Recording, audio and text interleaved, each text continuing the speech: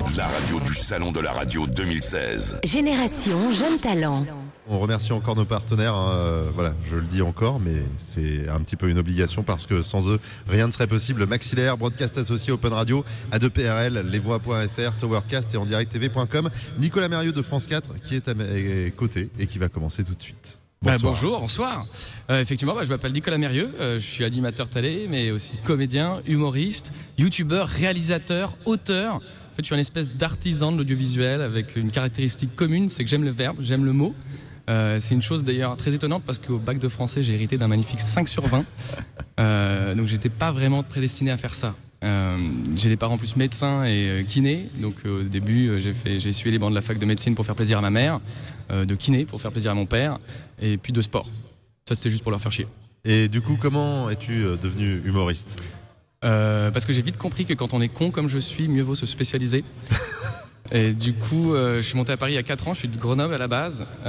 J'ai commencé à jouer dans un tout petit théâtre à Pigalle de 40 places. Enfin, un théâtre. C'était un ancien pipe show en fait qu'ils ont transformé en théâtre. Ils n'avaient pas du tout changé la déco. Ils ont lavé les sièges, mais ils n'ont pas du tout changé la déco.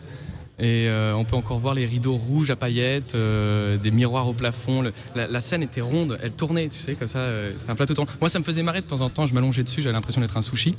Et puis, parallèlement à ça, je me suis mis à faire des vidéos et j'ai pris du plaisir là-dedans. Et je pense que quand on prend du plaisir à faire quelque chose, ça porte ses fruits. Et c'est pour ça qu'aujourd'hui, j'ai la chance en fait d'être diffusé dans l'émission L'Autre JT sur France 4. Alors, tu disais que tu aimes les mots et il y en a un qui te marque particulièrement ou pas ? Contraceptif. Pourquoi ? Parce qu'en fait, quand j'étais gamin, j'ai 2 petits frères et c'est le surnom que mon père nous avait donné. Il nous appelait les contraceptifs, vraiment. Je sais pas d'où ça vient, mais nous on était gamins, donc on était candides, on n'avait pas de vocabulaire, on savait pas ce que ça voulait dire. On pensait vraiment que c'était un mot qui avait été inventé pour nous et on le trouvait super joli comme mot, contraceptif. Pour un groupe de rock, je veux dire, c'est pas mal, tu vois. Non, c'est vrai, regarde. En concert, les contraceptifs et en première partie, les bébés brunes. Moi, j'achète les places direct, tu vois.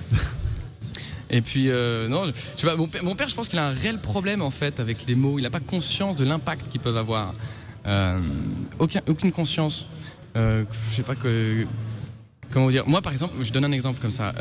Un jour, on était comme ça. Il m'a dit que j'étais un enfant pas voulu, mais je n'avais rien demandé. Tu vois, on était à table tranquillement en train de bouffer. Il m'a dit passe-moi l'eau, s'il te plaît. Je t'ai déjà dit que t'étais une capote trouée. Merci. Mais papa, j'avais rien demandé, tu vois.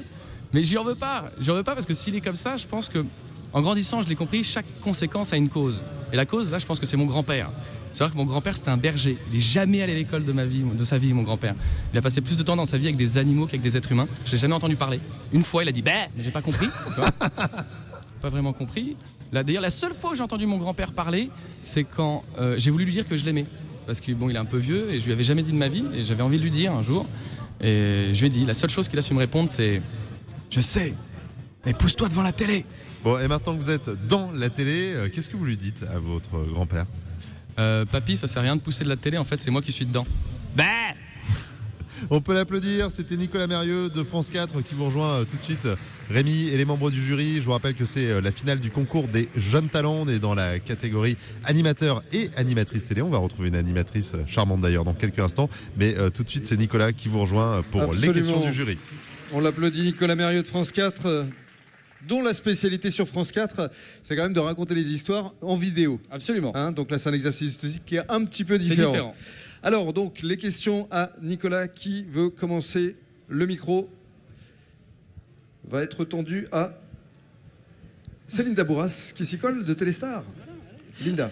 Non, je voulais juste savoir si vous voulez vraiment être animateur téléchroniqueur ou être plus, faire du stand-up, humoriste. Moi, comme je l'ai dit dans ma chronique, ce que j'aime, c'est prendre du plaisir. C'est-à-dire que quoi que je fasse, j'aime prendre du plaisir. Si on me propose un boulot d'animateur sur une émission qui me fait plaisir, je le ferai avec plaisir. C'est que du plaisir, moi, de ma vie. Vraiment, c'est mon kiff. D'accord, voilà. Mais plutôt comédien, moi, je verrais bien. Il n'y a pas de plus une autre qu'un autre. C'est vraiment en fonction des projets qu'on me propose. Aujourd'hui, je suis sur France 4. À aucun moment dans ma vie, j'aurais imaginé faire des vidéos sur France 4. C'est arrivé, je prends du plaisir à le faire, je le fais, c'est tout. Il faut savoir que tu faisais des vidéos d'ailleurs il y a très longtemps, avant même Norman ou autre. Ouais, il y a très très longtemps. Mais j'ai arrêté d'en faire au moment où j'aurais dû continuer. Ouais. J'ai raté le coche. Et c'est ce que tu proposes justement sur France 4. Absolument. Ce genre de petites vidéos de 3 minutes.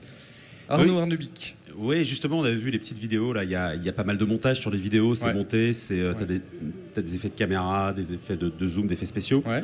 Du coup, ça t'a pas trop perturbé là de faire 2 minutes live sans ces petits gimmicks, ces petites techniques de montage qui viennent en support? Ça m'a perturbé, oui et non. En fait, je suis arrivé, j'ai su il y a 1 heure avant de faire le truc, il fallait que j'écrive un truc, donc je suis vite allé écrire quelque chose. J'avais pas du tout prévu, donc ça m'a perturbé plus, pas vraiment le format. C'était un exercice que j'avais jamais fait effectivement, mais ouais, voilà, ça s'est fait. Pas de problème avec ça, je m'adapte. Une dernière question, Patrice Cascoin. Oui, bravo Nicolas. Je cherche des équivalents dans ton profil, j'en vois pas beaucoup. Donc, est-ce que tu penses que tu vas réussir en tant qu'humoriste à pouvoir trouver une place à la télé et sous quel exercice? Avec quel exercice à la télé? Il y a un exercice qui existe déjà, c'est le sniper. Moi, c'est un truc qui me fait rêver. Quand j'étais gamin, je regardais Laurent Baffy. J'entendais mon pote qui parlait tout à l'heure de Thierry Ardisson. Moi, je regardais Thierry Ardisson, c'était pas pour Thierry, c'était pour Laurent Baffy. Il me faisait mourir de rire. Après, il y a eu Fabrice Eboué aussi, qui marchait bien avec Fogiel. Moi, c'est un poste qui me plaît bien, ouais.